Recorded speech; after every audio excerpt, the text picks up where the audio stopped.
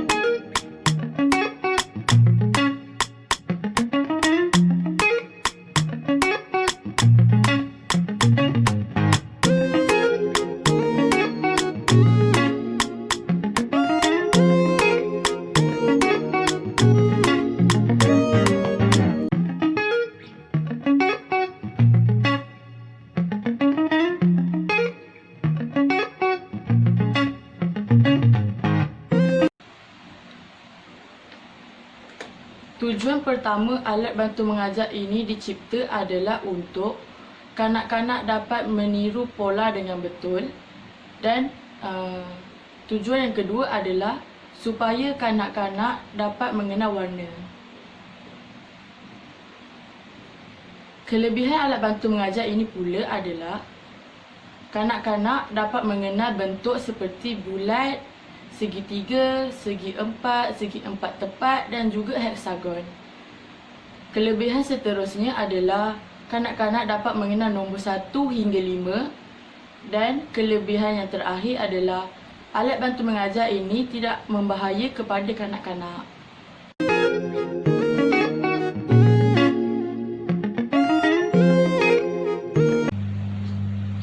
Okey, bagi melakukan aktiviti dengan menggunakan alat bantu mengajar ini mudah sahaja. Yang pertama, kanak-kanak perlu melihat bentuk-bentuk yang telah disediakan di papan ini. Antaranya adalah segi 3 pada nombor yang pertama, segi 4 sama pada nombor yang kedua, heksagon pada nombor yang ketiga, bulat pada nombor yang keempat, dan akhir sekali segi 4 tepat pada nombor yang kelima. Kemudian kanak-kanak perlu melihat pola yang telah disediakan. Di sini terdapat beberapa pola yang telah disediakan. Yang pertama ni adalah pola yang pertama adalah 2, 5, 4, 1, 3. Jadi kanak-kanak perlu mengambil bentuk-bentuk yang telah disediakan, lalu meletakkan bentuk ini pada mengikut nombor yang betul. Okay, contohnya 2, kanak-kanak perlu mengambil segi 4 sama dan meletakkan pada penyepit yang pertama. Kemudian kanak-kanak perlu melihat nombor 5. 5 adalah segi 4 tepat. Kanak-kanak perlu mengambil segi 4 tepat dan meletakkan ke sepit yang kedua. Seterusnya adalah nombor 4. Kanak-kanak perlu mengambil bulat dan lekatkan kepada sepit yang ketiga. Seterusnya adalah nombor 1. Kanak-kanak perlu mengambil segi 3 dan letakkan kepada sepit yang keempat. Dan akhir sekali adalah nombor 3. Kanak-kanak perlu mengambil bentuk heksagon dan lekatkan kepada sepit yang kelima. Itu sahaja cara untuk menggunakan alat bantu mengajar ini.